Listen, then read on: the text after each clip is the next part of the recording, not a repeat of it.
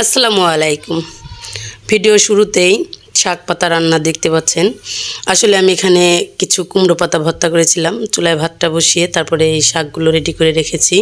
এই কুমড়ো পাতাটা ভর্তা করার জন্য আমি নিয়েছি এখানে কিছু ছোট ছোট চিংড়ি মাছ, রসুন, পেঁয়াজ আর হচ্ছে কাঁচামরিচ। এই সবগুলো দিয়ে একটু লবণ দিয়ে এখন আমি হালকা একটু পানি দিয়ে তারপরে এটাকে ভাপে বসিয়ে দিলাম। সিদ্ধ হওয়া পর্যন্ত অপেক্ষা করব।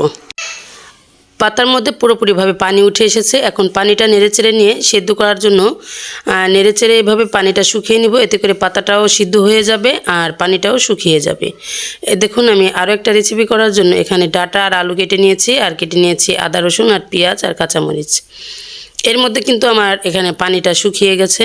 এখন আমি এই পাতাগুলো আর এই চিংড়ি মাছের আর রসুন মরিচ এগুলো সবগুলো একসঙ্গে ব্লেন্ডার জারে ব্লেন্ড করে নেব। আপনারা চাইলে শিলপাটায় বেটে নিতে পারেন। আমি এখন ব্লেন্ডার জারে ব্লেন্ড করে নিয়ে এখন একটা কড়াইতে কিছু তেল আর শুকনো মরিচ ছিঁড়ে এভাবে ভেজে নিলাম। ভেজে নেওয়ার পরে এর মধ্যে আমি সেই ব্লেন্ডার জারের যে কুমড়োর পাতা আমি এখন সেটা দিয়ে দিলাম। দিয়ে দেওয়ার পর পুরোপুরিভাবে পানিটা শুকিয়ে নিব। শুকিয়ে নেওয়ার পরে এর মধ্যে হালকা একটু কাঁচা সরিষার তেল দিয়ে দিব। এতে করে সুন্দর একটা স্মেল পাওয়া যাবে, ভালো লাগবে খেতে।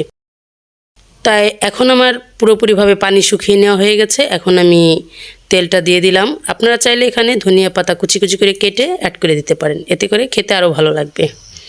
যাই হোক, ভর্তাটা হয়ে গেল। এখন আমি এই মাছগুলো ভেজে নেব।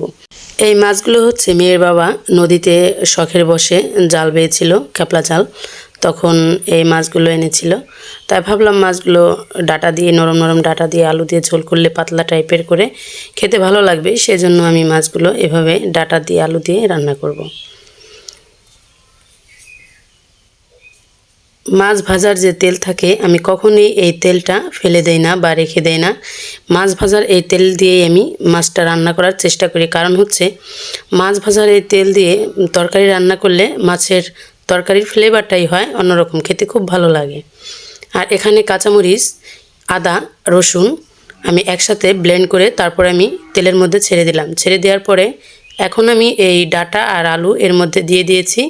কারণ হচ্ছে পেঁয়াজটাও ভাজা হয়ে যাবে, এর মধ্যে সবজিগুলোও সিদ্ধ হয়ে যাবে।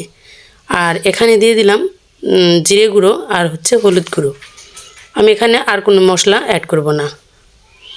এখন হালকা একটু পানি দিয়ে ভালো মতো নেড়েচেড়ে একটু কষিয়ে নেব। কষিয়ে নেওয়ার পরে আবার একটু পানি দিয়ে তারপরে মাছটা ছেড়ে দিয়ে মাছটাও কিছুক্ষণ নেড়েচেড়ে এখন আমি পুরো রান্নাটা কমপ্লিট করে নিলাম। তরকারিটা দেখেই বোঝা যাচ্ছে খেতে কিন্তু খুবই ভালো হয়েছিল। আর আশা করি আমার ভিডিওটি ভালো লেগেছে।